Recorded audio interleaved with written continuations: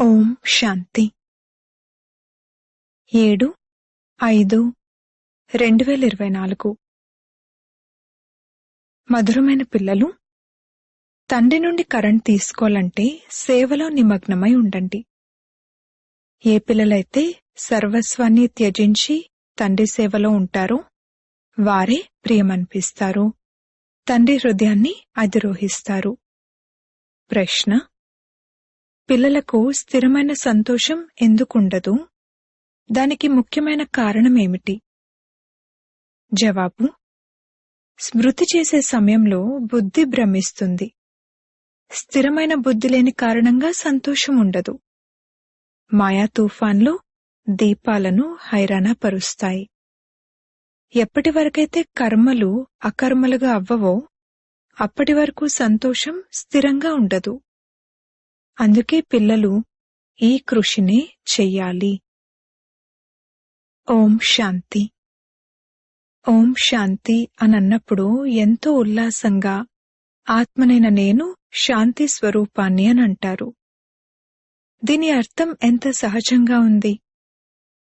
తండ్రి కూడా ఓం శాంతి అని అంటారు, అలాగే దాదా కూడా ఓం శాంతి అని అంటారు. వారు నేను పరమాత్మను అనంటారు, వీరు నేను ఆత్మను అనంటారు. మీరందరూ సితారలు. సితారలందరి తండ్రి కూడా కావాలి కదా. సూర్యుడు, చంద్రుడు మరియు అదృష్ట సితారలు అని గానం చేయబడుతుంది. పిల్లలైన మీరు మోస్ట్ లక్కీ సితార్లు, అందులోనూ నంబర్ వారుగా ఉన్నారు.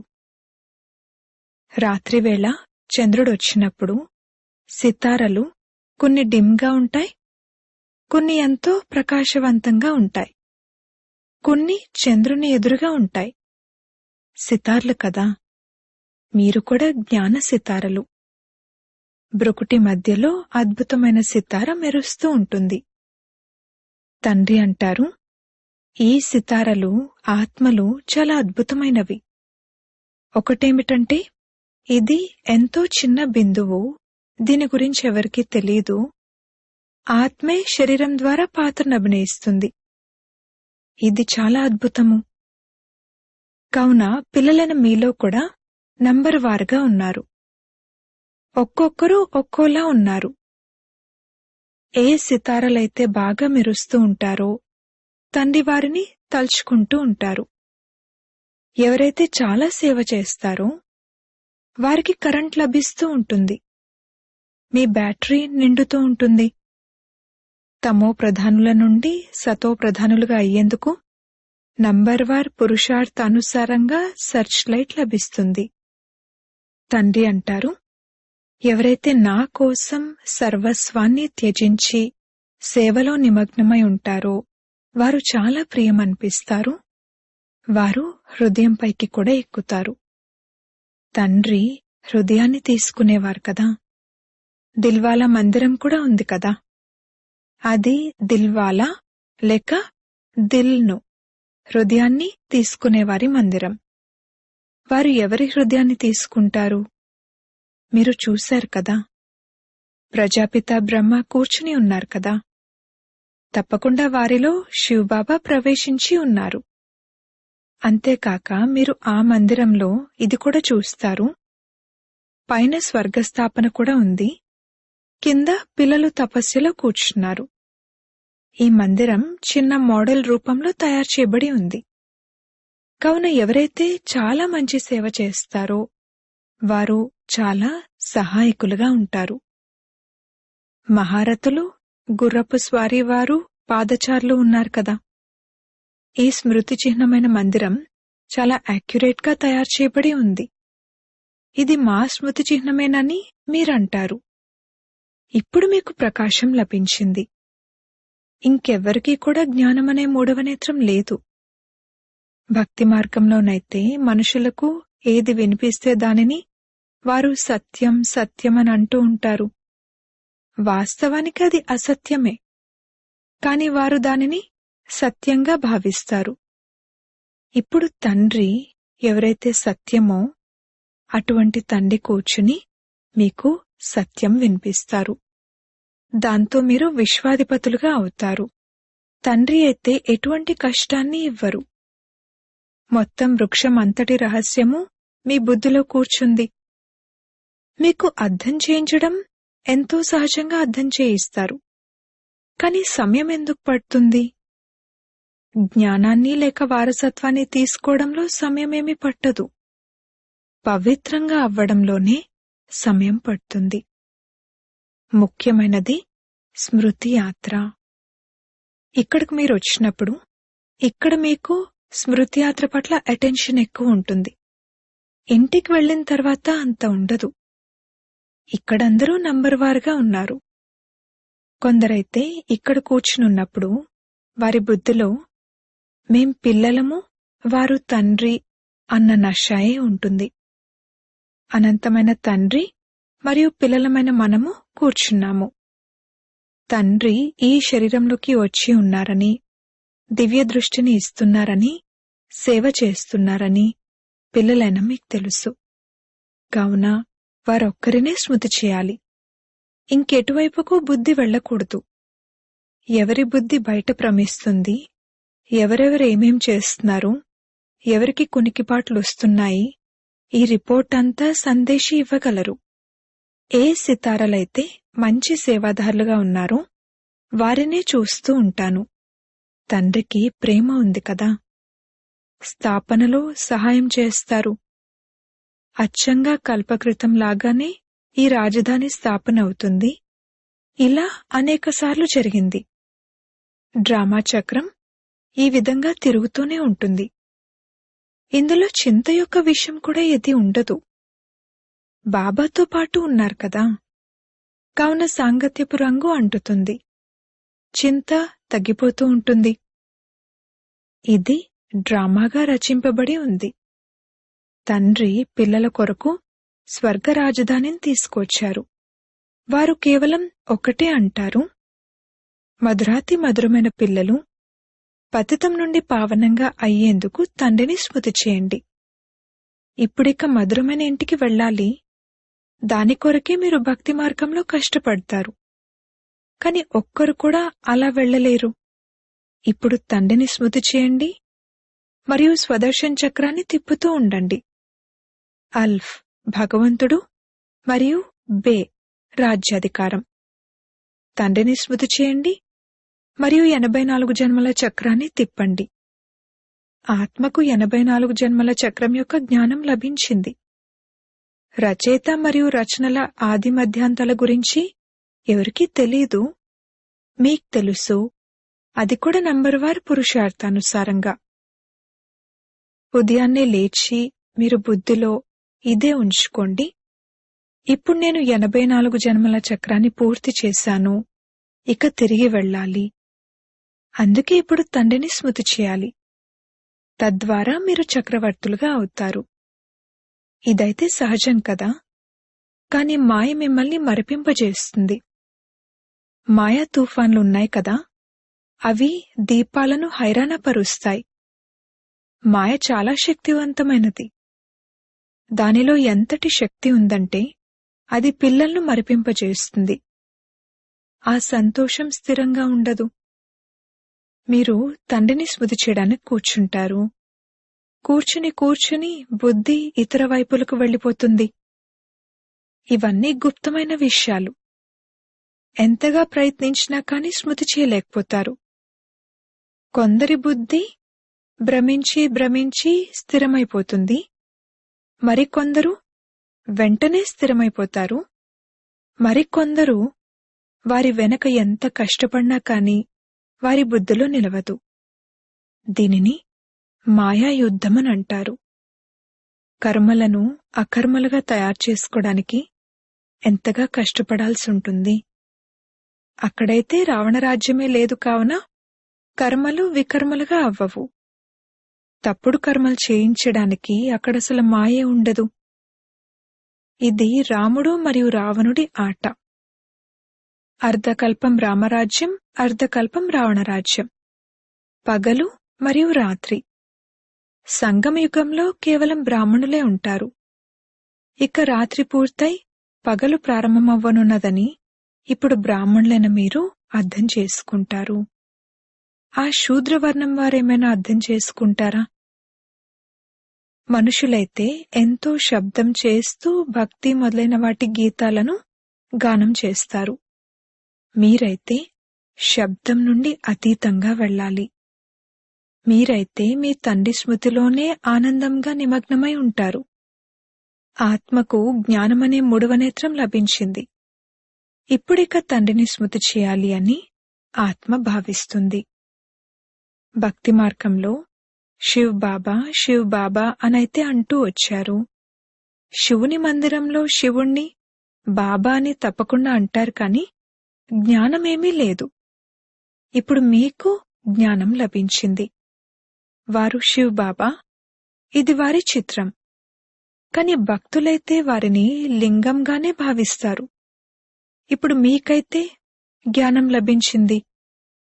వారు వెళ్లి లింగంపై అభిషేకం చేస్తారు. వాస్తవానికి తండ్రి అయితే నిరాకారుడు. నిరాకారునిపై అభిషేకం చేస్తే వారేం చేస్తారు? వారు కనీసం సాకారుడై ఉంటే స్వీకరించేవారు. నిరాకారునిపై పాలు మొదలైన వాటితో అభిషేకం చేస్తే వారేం చేస్తారు? తండ్రి అంటారు, మీరు పాలు మొదలైనవేవైతే అభిషేకం చేస్తారో వాటిని మీరే తాగుతారు. భోగ్ మొదలైనవి కూడా మీరే తింటారు. ఇక్కడైతే నేను సమ్ముఖంగా ఉన్నాను కదా. ఇంతకుముందు ఇండైరెక్ట్ గా చేసేవారు, ఇప్పుడైతే డైరెక్ట్ గా చేస్తున్నారు.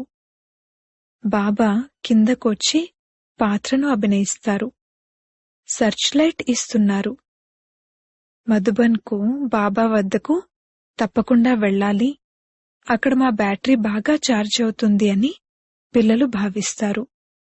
ఇంట్లోనైతే వ్యాపార వ్యవహారాలు మొదలైన వాటిలో అంతా అశాంతి ఉంటుంది. ఈ సమయంలో మొత్తం విశ్వమంతటిలోనూ అశాంతి ఉంది. ఇప్పుడు మనం యోగ బలంతో శాంతిని స్థాపన చేస్తున్నామని మీకు తెలుసు. ఇకపోతే రాజ్యమైతే చదువు ద్వారా లభిస్తుంది. కల్పపూర్వం కూడా మీరిది విన్నారు, ఇప్పుడు కూడా వింటున్నారు. ఏ పాత్ర అయితే జరుగుతుందో అది మళ్లీ జరుగుతుంది. తండ్రి అంటారు, ఎంతమంది పిల్లలు ఆశ్చర్యవంతులై పారిపోయారు. ప్రియుణ్ణైన నన్ను ఎంతో స్మృతి చేసేవారు. ఇప్పుడు నేను వస్తే నన్ను వదిలేసి వెళ్ళిపోతారు. మాయ ఎలా చెంపదెబ్బ వేస్తుందో చూడండి. బాబా అనుభవజ్ఞులు కదా. బాబాకు తమ చరిత్రంతా గుర్తుంది. చిన్నప్పుడు తలపై టోపీతో వట్టి కాళ్లతో పరిగెత్తేవారు. ముసల్మాన్లు కూడా వారిని ఎంతో ప్రేమించేవారు, ఎంతో పాలన చేసేవారు. మాస్టర్ గారి బిడ్డ వచ్చారంటే గురువు బిడ్డ వచ్చినట్లుగా భావించేవారు. సజ్జలతో చేసిన రొట్టెలు తినిపించేవారు. ఇక్కడ కూడా బాబా 15 రోజులు సజ్జలతో చేసిన రొట్టెలు మరియు మజ్జిగ తీసుకునే ప్రోగ్రాం ఇచ్చారు. అప్పుడింకేది తయారయ్యేది కాదు. అనారోగ్యంతో ఉన్నవారు మొదలైన వారందరికీ కూడా ఇదే తయారయ్యేది. అప్పుడు ఎవ్వరికీ ఏమీ అవ్వలేదు. ఇంకా రోగగ్రస్తులుగా ఉన్న పిల్లలు ఆరోగ్యవంతులుగా అయిపోయారు. అభిరుచి సమాప్తమైందా లేదా అని పరిశీలించేవారు. ఇది కావాలి, ఇది వద్దు అని అంటారా అని చూశారు. కోరిక ఉండటమంటే రోడ్లు ఊడ్చేవారు అని అంటారు. ఇక్కడైతే తండ్రి అంటారు, అడగడం కన్నా మరణించడం మేలు. పిల్లలకేమివ్వాలి అన్నది తండ్రికే తెలుసు. ఏదైతే ఇవ్వాలో అది వారు స్వయమే ఇస్తారు. ఇదంతా డ్రామాగా రచింపబడి ఉంది. ఎవరైతే తండ్రిని తండ్రిగాను భావిస్తున్నారో మరియు కొడుకుగాను భావిస్తున్నారో వారు చేతులెత్తండి అని తండ్రి అడిగారు కదా. అప్పుడు అందరూ చేతులెత్తారు. చేతులైతే వెంటనే ఎత్తేస్తారు. లక్ష్మీనారాయణలుగా ఎవరవుతారు అని అడిగినప్పుడు కూడా వెంటనే చేతులెత్తుతారు. ఈ పారలౌకిక బిడ్డను కూడా తప్పకుండా వారితో కలుపుతారు. ఈ బిడ్డ అయితే మాతాపితలకు ఎంతో సేవ చేస్తారు. 21 జన్మల వారసత్వాన్ని ఇస్తారు. తండ్రి ఎప్పుడైతే వానప్రస్థంలోకి వెళ్తారో అప్పుడు తండ్రిని సంభాళించడం పిల్లల బాధ్యత. వారు ఆ సమయంలో సన్యాసులలా అవుతారు. వీరి లౌకిక తండ్రి వానప్రస్థావస్థకు చేరుకున్నప్పుడు, నేను వెళ్లి బెనారస్లో సత్సంగం చేస్తాను, నన్నక్కడికి తీసుకువెళ్ళు అని అన్నారు.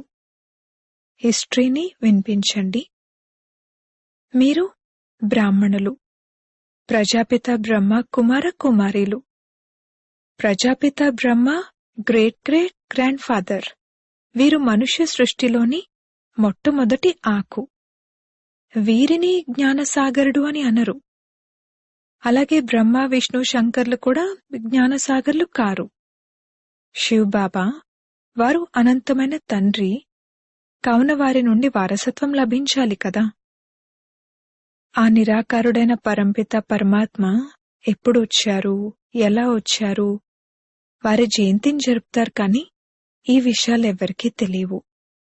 వారైతే గర్భంలోకి రారు.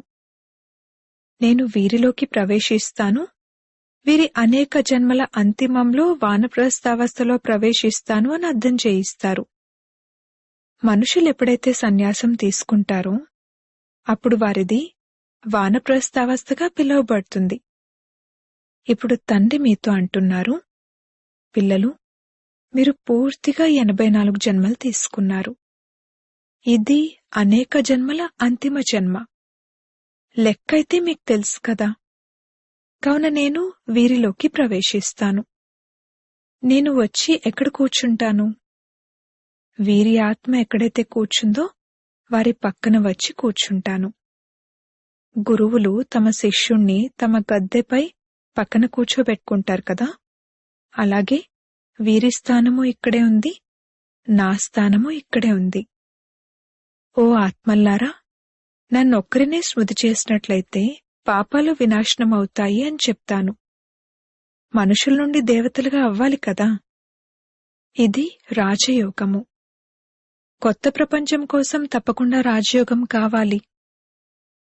తండ్రి అంటారు, నేను ఆది సనాతన దేవీదేవత ధర్మం యొక్క పునాదిని వేసేందుకు వచ్చాను. గురువులు అనేకమున్నారు, సద్గురు ఒక్కరే. వారే సత్యం, మిగిలిన వారంతా అసత్యమైనవారు. ఒకటేమో రుద్రమాల, మరొకటి విష్ణు యొక్క వైజయంతి మాల అని మీకు తెలుసు. దాని కొరకే మీరు పురుషార్థం చేస్తారు.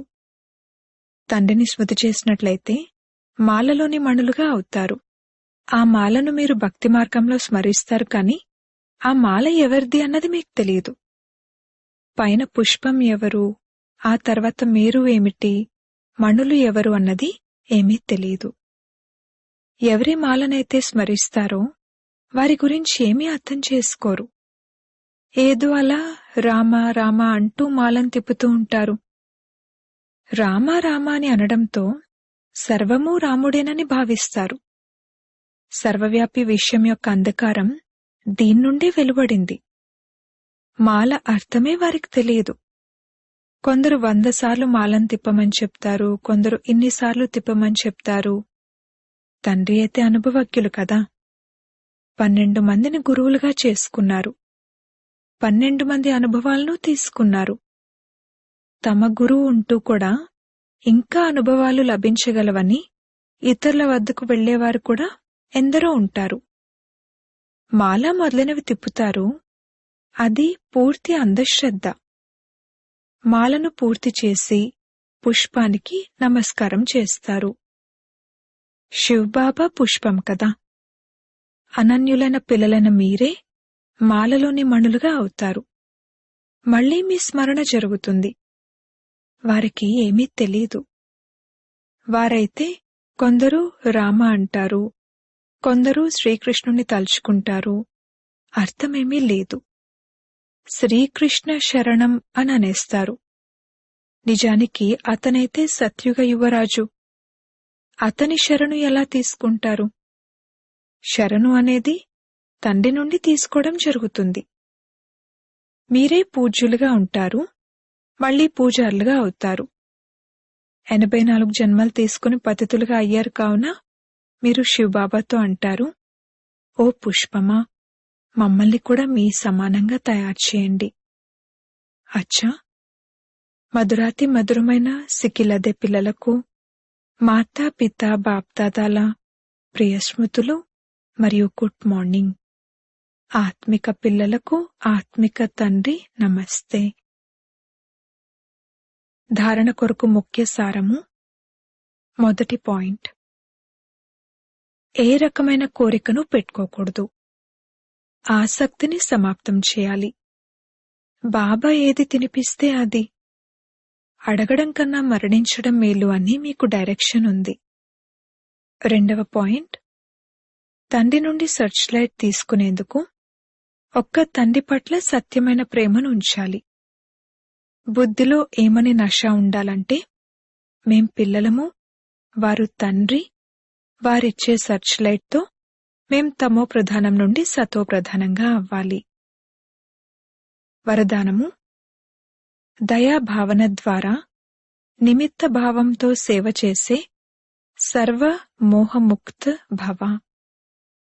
వర్తమాన సమయంలో ఆత్మలందరూ అలసిపోయి నిరాశకు గురి అయ్యి దయను కోరుకుంటున్నారు. కావున దాతా పిల్లలను మీరు మీ సోదరీ సోదరుల పట్ల దయార్థ హృదయులుగా అవ్వండి. ఎవరు ఎంత చెడ్డవారైనా కాని వారి పట్ల కూడా దయాభావన ఉన్నట్లయితే ఇక ఎప్పుడూ కూడా ద్వేషం, ఈర్ష్య లేక క్రోధం యొక్క భావన రాదు. దయాభావన సహజంగానే నిమిత్త భావాన్ని ఇమర్జ్ చేస్తుంది. మోహముతో కూడిన దయ ఉండకూడదు.